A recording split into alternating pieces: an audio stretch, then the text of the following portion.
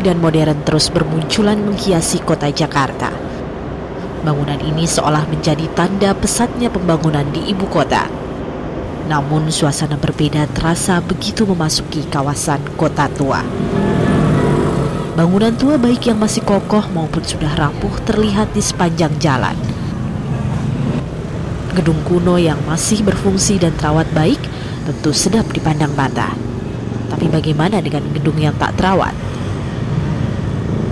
Gedung Dasaat Musin Concern ini misalnya. Bangunan dari abad ke-19 ini dulunya digunakan sebagai kantor perdagangan Hindia Belanda. Tapi gedung tidak pernah mendapat sentuhan perbaikan dan dibiarkan hancur. Bahkan pemiliknya membiarkan gedung digunakan untuk warung kaki lima. Yang punya gedung itu ngasih tempat ya supaya sambil merawat gedung lah. Tuh sampai dibersihin. Apa kalau nggak ada yang ngisi di sini kan berantakan ini. Gedung berwarna merah muda ini juga bernasib tak jauh berbeda.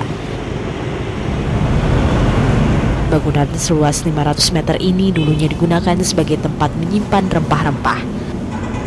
Sang pemilik, Ella Ubaidi, membiarkan bangunannya kosong dan hanya sesekali dibersihkan.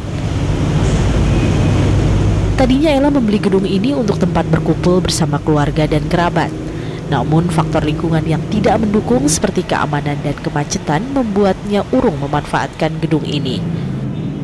Jadi kalau buat kita ada revitalisasi, nggak ada revitalisasi, nggak ada perubahan. Yang penting itu sekarang secara makro, apa ini?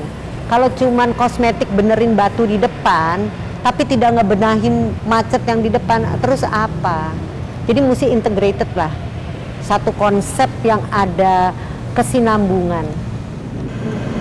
Pelestarian bangunan tua sebenarnya telah direncanakan pemerintah sejak awal tahun 1990-an.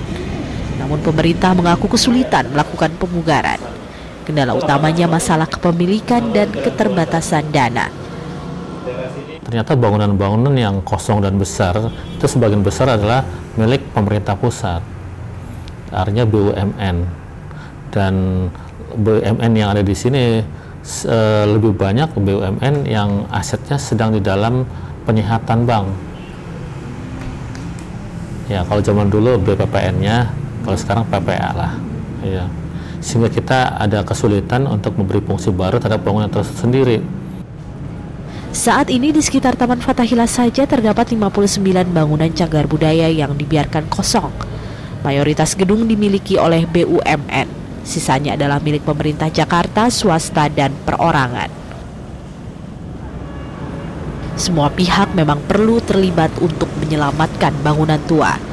Perbaikan pun berkejaran dengan waktu karena kondisi bangunan yang semakin rapuh dimakan usia. Namun lagi-lagi diperlukan komitmen pemerintah untuk menghidupkan ruh kota tua.